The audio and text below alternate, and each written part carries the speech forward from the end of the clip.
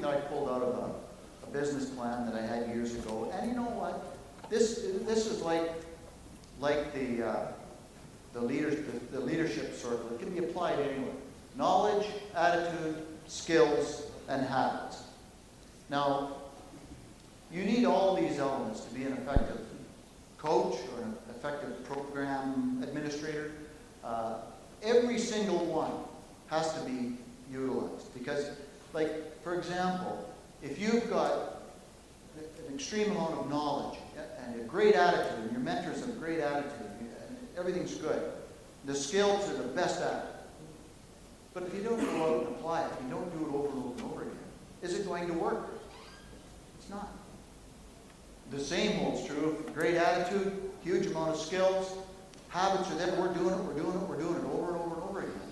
But if you don't know where you're going, what's going to happen? You'll never get there. So it's like you have to have all of these in your sort of toolbox to make it work. And if you feel that any one of these you're weak in, that's where you focus. Right? It's very difficult for people to go focus on the weak ones. Got to do that. Because if you can do that, your growth, your fun factor goes up immensely. Okay. What's next? The plan. Now I'm keeping it simple. I broke it into 3 stages. You want to put 5 in or 6 in, that's fine. That's too complicated for me. I can't count, 3 is great. But stage 1 is the implementation of the plan. Stage 2, solidifying the plan, and stage 3 is the results. You'll notice I didn't put a time frame on there in the stages. Like if you're a coach of a team, it could be a 1-year time frame. Stage 1 could be a third of the season, stage 2, stage 3, a third of the season. I like to look at this as a 3-year plan.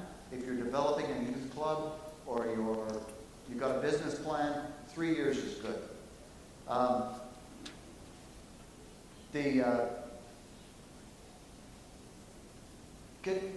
going to throw a question out to the group here.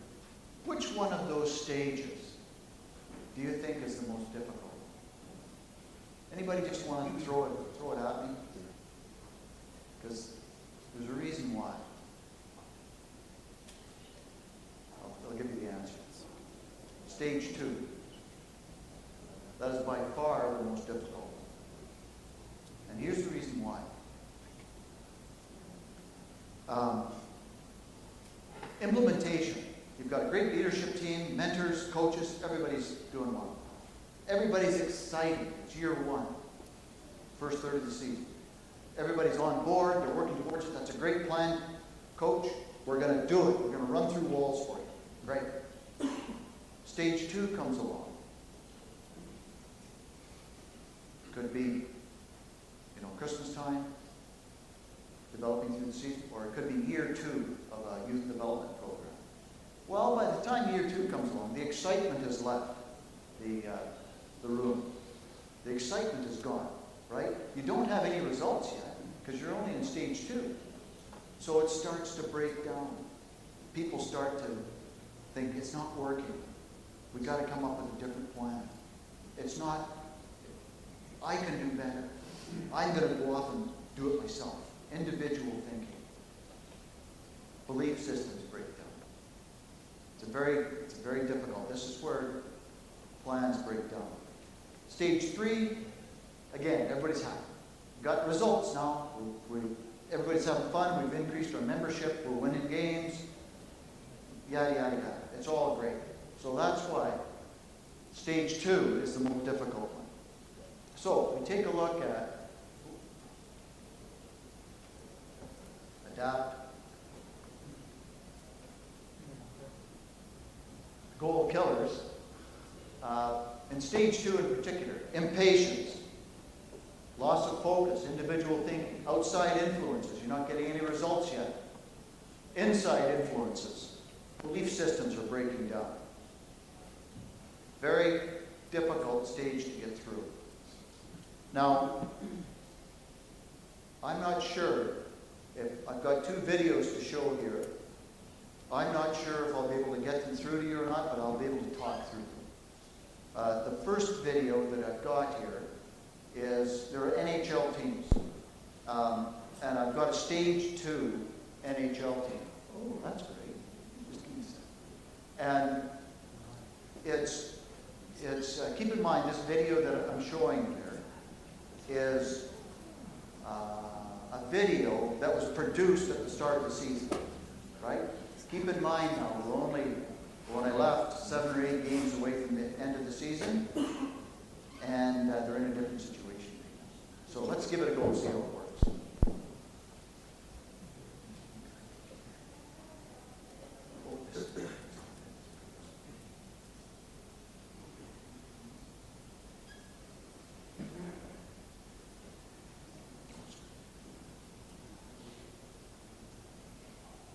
That's it.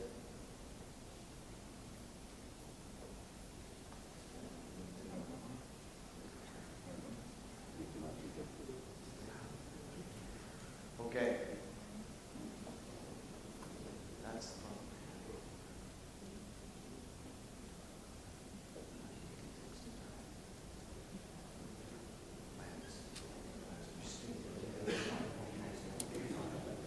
Okay, the previous video that we've got here, it's a video of the youngest team, Edmonton Oilers.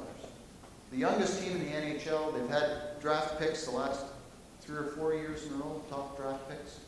Very, very, very highly skilled young team in the NHL. Lots of potential. And the video I'm showing here is just one on the introduction of the Edmonton Oilers at the 2012-2013 season. And they're just holding up all of the beliefs and aspirations and what this team can do. And they are very good. Where they're at right now in the season, in their stage, they're in stage 2, they're out of a playoff spot.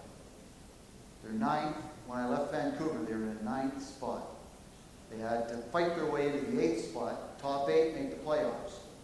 And they're in tough. And I read the papers, I listen to the news. Their plan is being attacked right now. And they're in their basically stage 2.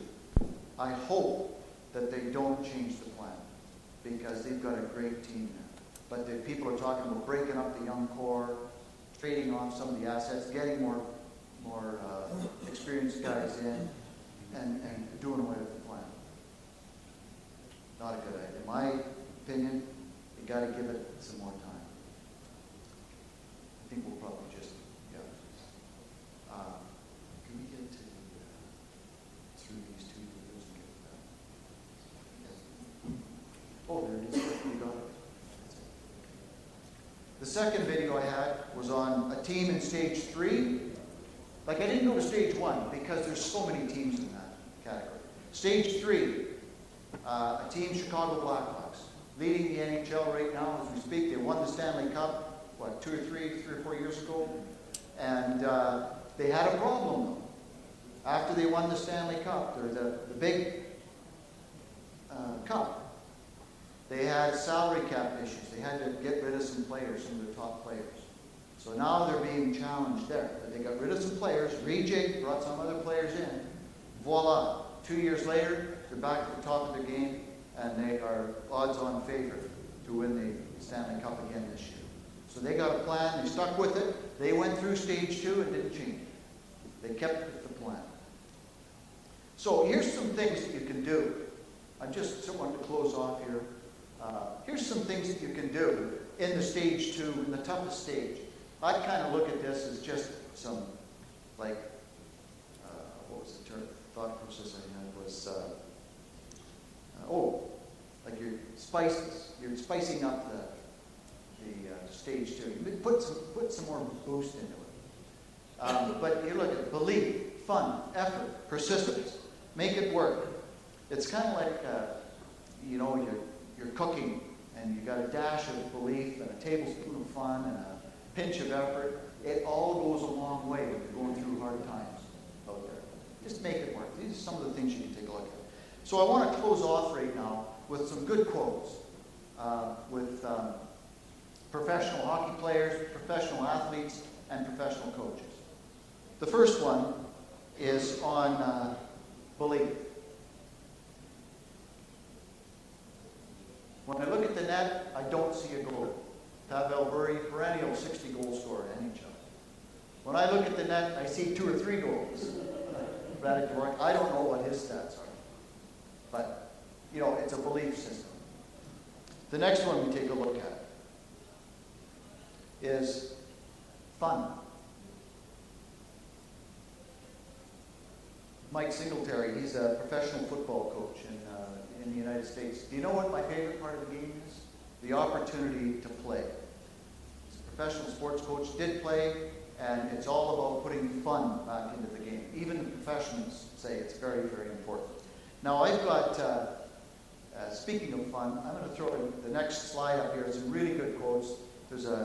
He's a former coach now, and you'll see why, of the NHL, but he was the king of one-liners. I listen to him all the time. Harry Neal, NHL coach.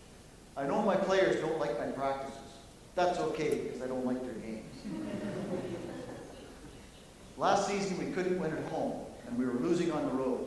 My failure as a coach was that I couldn't think of any other place to play. So he was just trying to lighten things up. Next one is effort. It's not the amount of time you spend at practice, it's what you put into the practice that counts. I mean, I'm sure there's many different quotes in that area. There's another very famous coach, football coach, if I can think of the quote he had. The will to win is important. The will to prepare is paramount. So it's all about effort and taking that extra step. And then finally, persistence. What a player does best, he should practice least. Practice is for problems. Remember we talked about that cash method, or focusing on your weaknesses. If you want to improve dramatically, you practice on where you're weak. And finally, from the most famous of them all, a really good quote: you miss 100% of the shots you don't take. Wayne Gretzky. Now, this is, to me, when you take it off the ice, it's a deeper meaning. It's kind of like, you can't win if you don't step in the ring. If you've all got a challenge out there that you think, geez, I don't know if this will work or not, do it. Take a shot. Because if you don't do it, you're going to miss anyway. So thanks for attending today, folks. What I'd like to do is open it up right now, a quick discussion, any points that you saw up here, anything you agree with or disagree with. That's the end of my talk today, but it's been my pleasure to be able to come over to Budapest. It's a very lovely city. I haven't been able to get out to see it yet, but I'm looking forward to do that after watching a few more hockey games and just enjoy my time. So, thanks a lot, folks, and any comments or questions? Fantastic. Thanks very much.